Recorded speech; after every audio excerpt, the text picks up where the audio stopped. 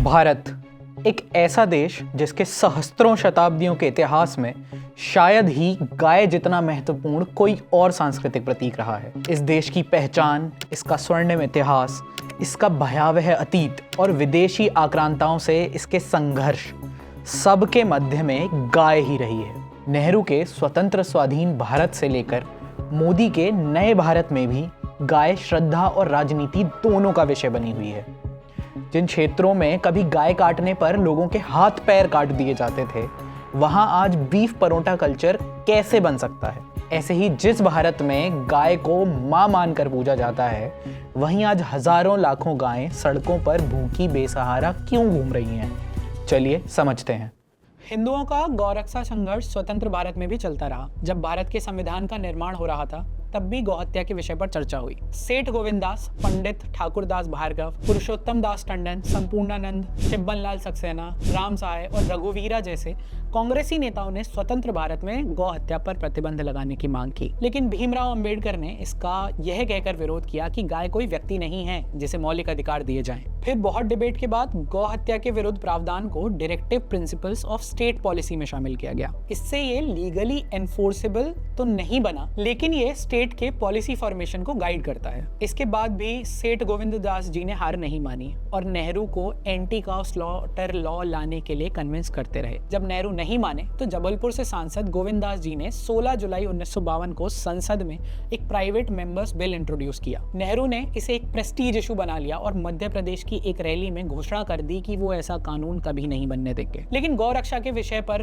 कांग्रेस के बड़े बड़े नेता भी नेहरू से सहमत नहीं थे। अल्टीमेटली सेठ गोविंद दास जी का बिल सन 1955 में डिस्कशन और वोट के लिए पार्लियामेंट में टेबल हुआ। लेकिन नेहरू ने धमकी दे दी कि अगर ये बिल पास हुआ तो वो प्रधानमंत्री पद त्याग देंगे। नेहरू ने अपने ही नेता के लाए हुए बिल को रोकने के लिए कांग्रेस पार्टी में एक व्हिप इशू कराई और अपने एमपीज को इस बिल के विरोध में वोट करने के लिए कहा। कांग्रेस के 7 नेता, हिंदू महासभा और राम राज्य परिषद ने इस बिल का समर्थन किया, लेकिन अंत में इस बिल के पक्ष में केवल 13 वोट पड़े और विपक्ष में 95 और ये बिल पास नहीं हो सका। सन 1950 में संविधान लागू होने के बाद भी नेहरू सरकार ने सभी राज्यों को ये सुझाव दिया था कि वो भूषणखानों को बंद ना करें, क्योंकि मरी हुई गाय की चर्बी से अधिक पैसा जीवित गाय को काटकर उधेड़ी गई चर्बी से मिलता है। और तो और 1954 में गौहत्या रोकने के सुझाव देने के लिए बनाई गई भारत सरकार की एक समिति ने तो यहाँ तक कह दिया था कि भारत में बहुत कम चारा है, जिससे केवल यहाँ के 40% गोवंश को पाला जा सकता है, इसीलिए बाकी के 60% गोवंश को काटा जा सकता है। और उसके बाद तो भारत सरकार और कई राज्य सरकारों ने भी सुप्रीम कोर्ट जजमेंट्स के समर्थन से इसे और भी बड़े स्तर पर चलने दिया। हालांकि इसका देश भर में किसी न किसी तरह से विरोध चलता रहा और स्वतंत्र भारत का सबसे बड़ा गौ रक्षा आंदोलन खड़ा किया स्वामी करपात्री जी महाराज ने। बाघ बकरा एक घाट पानी पिए, चूहा बिल्ला का आपस में मेल जोल हो जाए और सांप और न्योले में भी बैर मिट जाए, ये उत्तम शासन का लक्षण है।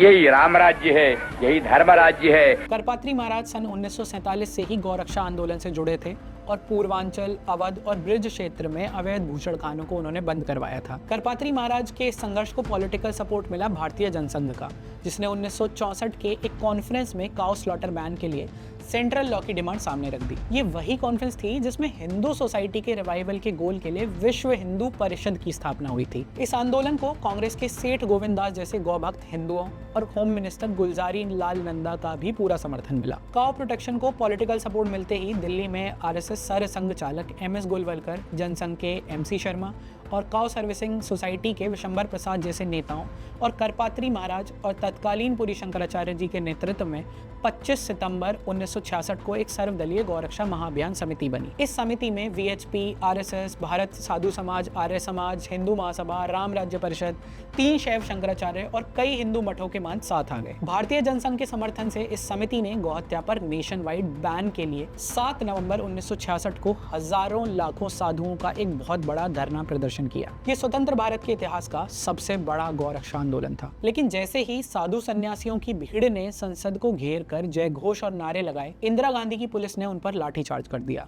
और फिर गोलियां बरसा दी। ऑफिशियल रिकॉर्ड्स के अनुसार इस गोलीबारी में केवल 11 लोग मारे गए, लेकिन अनऑफिशियल सोर्सेज का कहना था कि इस प्रदर्शन में सैकड़ों साधुओं और गौभक्त हिंदुओं की हत्या कर दी गई है। पुलिस ने करपात्री जी महाराज को उठाकर तिहाड़ जेल में डाल दिया था, जहां उन पर प्राण घातक हमला भी करवाया गया। जब इस हिंसा के विरोध में तत्कालीन पुरी शंकराचार्य जी ने भूख हड़ताल की तो कांग्रेस सरकार ने काउ स्लॉटर बैन की पॉसिबिलिटी एक्सप्लोर करने के लिए एक कमेटी बना दी। उन्हें आश्वासन देकर भूख हड़ताल तोड़वा दी गई, लेकिन गौ हत्या को प्रतिबंधित करने के लिए कोई केंद्रीय कानून कभी बना ही नहीं। और तो और ये सब करने के बाद, इतना सब करने के बाद इंदिरा ने 1971 के चुनाव में कांग्रेस के लिए गाय बछड़े के नाम पर हिंदुओं से वोट मांगे। करपात्री जी महाराज के आंदोलन को लगभग 6 दशक पूरे होने जा रहे हैं और तब से लेकर आज तक काउ स्लॉटर बैन के लिए कोई पैन इंडिया मूवमेंट भारत ने देखा ही नहीं है। लेकिन हाँ, उसके बाद से नॉर्थ ईस्ट के कुछ राज्यों, वेस्ट बंगाल और केरल को छोड़कर अधिकतर राज्यों ने काउ स्लॉटर पर कंप्लीट या पार्शियल बैन लगाया हुआ है। लेकिन भारत के अधिकतर कानूनों की तरह इनमें लूप होल्स भी हैं और ना ही इन्हें सही से इम्प्लीमेंट किया जाता है। अधिकतर राज्यों में आसानी से आप किसी भी पुलिस वाले, सरकारी अधिकारी और राजनेता को घूस खिलाकर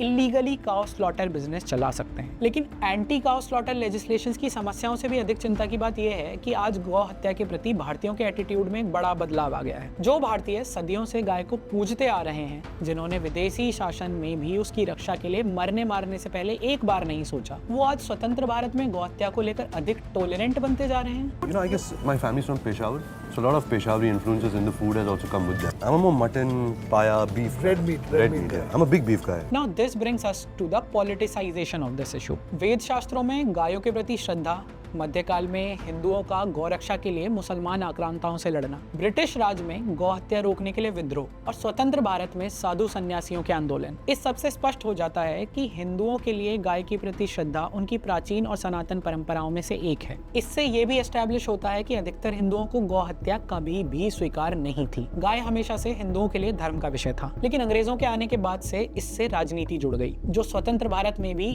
और गहरी हो गई। यहाँ तक कि काउ स्लॉटर के अगेंस्ट एक पॉलिटिकल कंसेंसस होने के बाद भी गौ हत्या को एक पॉलिटिकल फुटबॉल बना दिया गया। हमारे राष्ट्रीय आंदोलन ने भारत को अंग्रेजों से तो स्वतंत्रता दे दी, लेकिन हमने उनका कानून और राजनीतिक व्यवस्था वैसे ही अपना ली। गाय के विषय पर नेहरूवियन आइडिया भी उतना ही एम्बिगुअस और इंडिफरेंट था जितना कि ब्रिटिशर्स का, और काउ प्रोटेक्शन को डीपीएसपी में डालकर इसे स्टेट्स पर छोड़ देना इसका क्लियर एग्जाम्पल है। और यही रीजन है कि आज तक देश भर में गौ रक्षा कानूनों में यूनिफॉर्मिटी और क्लैरिटी नहीं है, और ये आज भी उतना ही कंटेंशियस इशू बना हुआ है। नेहरू के मॉडर्निस्ट व्यू के अकॉर्डिंग उस समय की सरकार के पास लिमिटेड रिसोर्सेज थे, और इसीलिए भारत अनप्रोडक्टिव और नॉन मिल्क काउस के प्रिजर्वेशन में पैसे और समय इन्वेस्ट नहीं कर सकता था। Within no time Nehru के इस सो कॉल्ड मॉडर्निस्ट अप्रोच को ऑफिशियल और इंस्टीट्यूशनल स्टेटस मिल गया, और नेहरू कैबिनेट ने न केवल अपने पहले 5 ईयर प्लान से एक pan India cow slaughter ban को रिजेक्ट किया, बल्कि उनकी सरकार ने स्टेट्स को भी ये एडवाइजरी दी कि अपने अपने राज्यों में गौ हत्या पर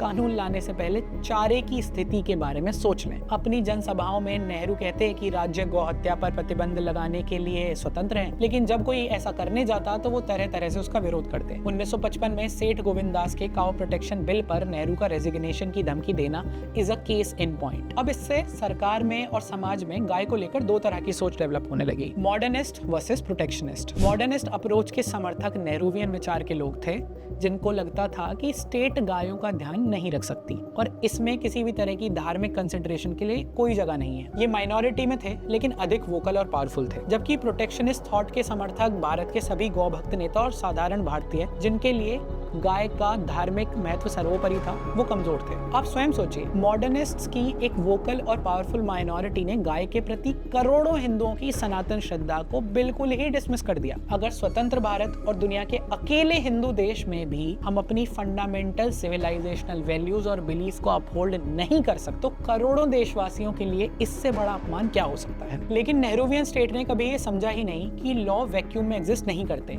उनमें एक राष्ट्र और उसके नागरिकों के सांस्कृतिक और नैतिक मूल्य भी दिखने चाहिए। गाय जैसे एक प्योरली रिलीजियस इशू के अलोंग एक एडमिनिस्ट्रेटिव और इकोनॉमिक डिस्कोर्स को फोर्स करके मेजॉरिटी पॉपुलेशन के बिलीफ्स को रिजेक्ट कर देना, गौरक्षा का भार स्टेट्स और म्यूनिसिपैलिटीज पर छोड़ देना, ये सब उस समय की सरकार ने इंजीनियर किया। एकेडेमिया और मीडिया से ये नेहरूवियन आइडिया पूरे देश पर थोपा गया। डीएन झा जैसे हिस्टोरियंस ने गाय के प्रति हिंदुओं की श्रद्धा को ए हिस्टोरिकल और गौरक्षा को कम्युनल लेबल कर दिया। वो इशू जिस पर हमेशा से भारतीयों में कंसेंसस थी, उसे समाज में मल्टीपल इंटरप्रिटेशन, चॉइसेस और डिबेट्स का विषय बना दिया गया। फिर पॉलिटिशियंस, कम्युनिस्ट्स और वेस्टेड इकोनॉमिक इंटरेस्ट्स के साथ जुड़ने से गौ भक्त हिंदुओं पर एक गांधीयन इक्विलिब्रियम जैसा कुछ फोर्स कर दिया गया। लेकिन दूसरा पक्ष कम्युनिस्ट सबवर्जन से हिंदू समाज में गाय के धार्मिक महत्व को डिसमिस करने पर लगा हुआ था, और इसका प्राइम एग्जांपल्स हैं बंगाल और केरल। मैं आपके लिए ये केरल के एग्जांपल से एक्सप्लेन करता हूँ। आज बीफ करी और परोटा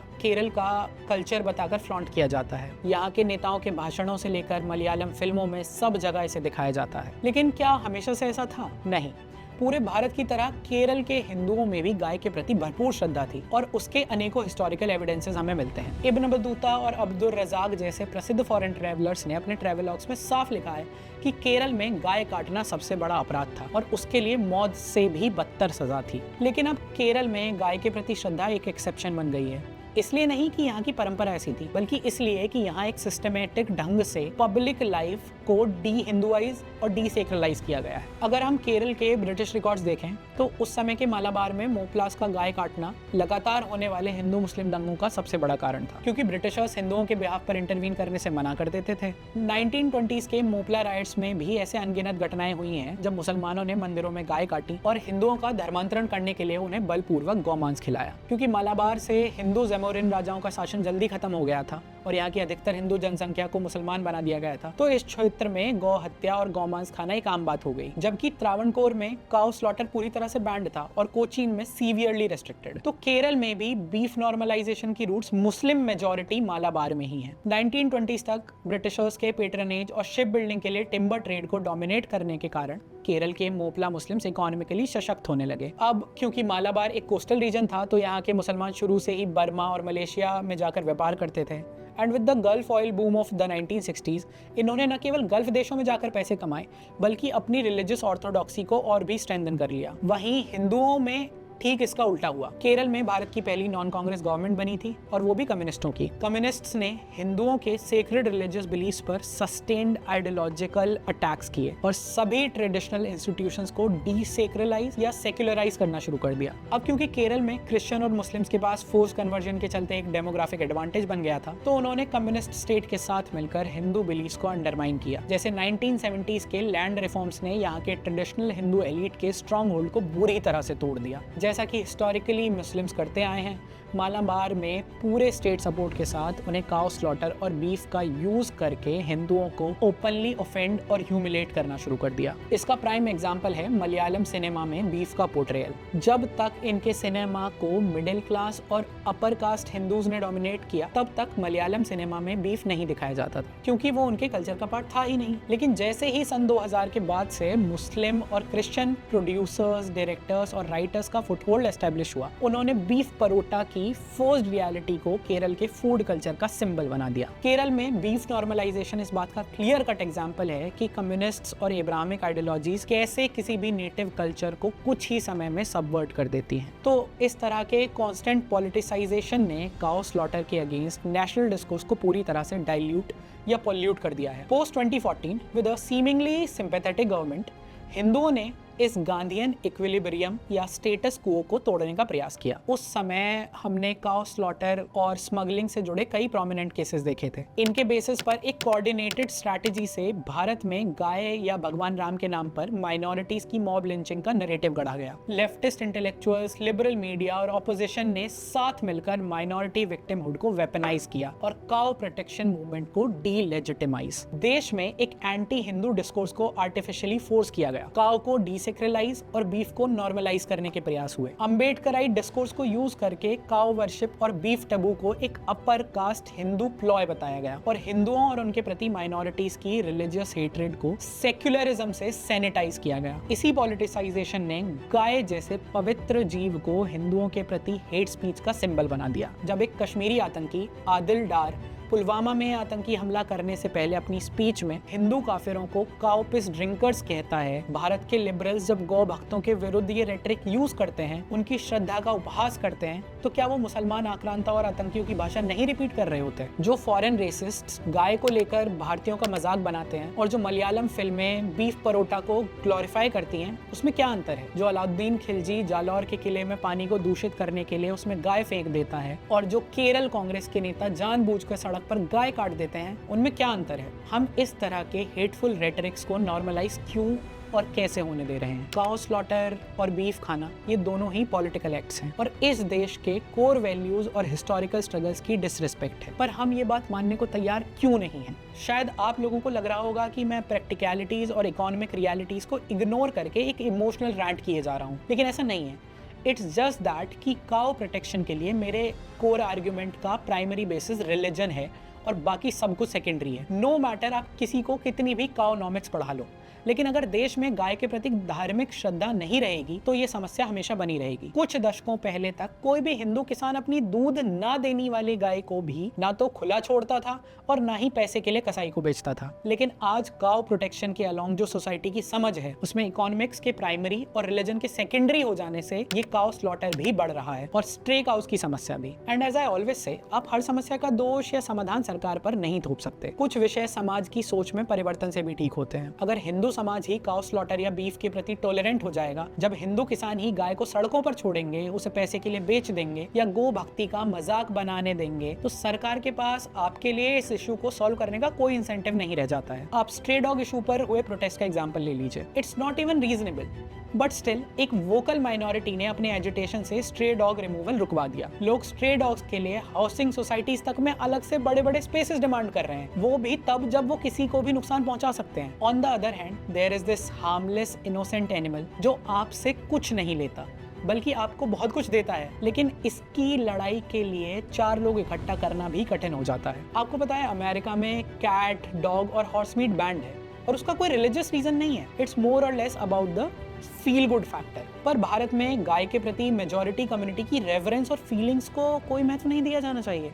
ऐसा क्यों? जब लिबरल्स भारत में बीफ को एक फूड चॉइस और डेलिकेसी बनाने पर उतारू हैं, तो वही स्टैंडर्ड्स डॉग्स और कैट मीट पर क्यों नहीं अप्लाई किए जाते? इस सेलेक्टिव अप्रोच के पीछे कोई लॉजिकल रीजनिंग नहीं है। It's just politics and hypocrisy. मेरा सिंपल सा पॉइंट है कि मॉडर्न सोशो इकोनॉमिक सेटअप में अर्बन रोड्स पर स्ट्रेज नहीं होने चाहिए, फिर चाहे वो कुत्ते हों चाहे गाय भैंस। लेकिन हाँ, भारत में आप किसी और जानवर को गाय से कंपेयर नहीं कर सकते, सोलिली बिकॉज ऑफ इट्स धार्मिक सिग्निफिकेंस एंड हिस्ट्री। और इसीलिए आज हिंदुओं को गो रक्षा के साथ साथ गो सेवा और संरक्षण पर भी ध्यान देना होगा, और उसके लिए आप इकोनॉमिक्स को एक एक्सक्यूज की तरह यूज नहीं कर सकते। जिस देश के अधिकतर हिंदू घरों में पहली रोटी गाय के लिए बनती है, वहाँ अगर गाय कूड़े के ढेर से पॉलीथीन निकल रही है, तो ये तो हमारे पूरे समाज के लिए शर्म का विषय है ना। जिस देश ने विपरीत परिस्थितियों और विदेशी शासन के समय गाय की रक्षा भी की और अपने हिस्से से एक मुट्ठी अन्न निकालकर उसकी सेवा भी की, वही समाज आज पैसे या रिसोर्सेज की कमी को बहाना बनाकर काउ स्लॉटर के प्रति टॉलरेंट बनता जा रहा है। जिस देश में कोई धार्मिक अनुष्ठान और शुभ कार्य गाय के बिना पूरा नहीं होता, वहाँ बीफ को फूड चॉइस बनने देने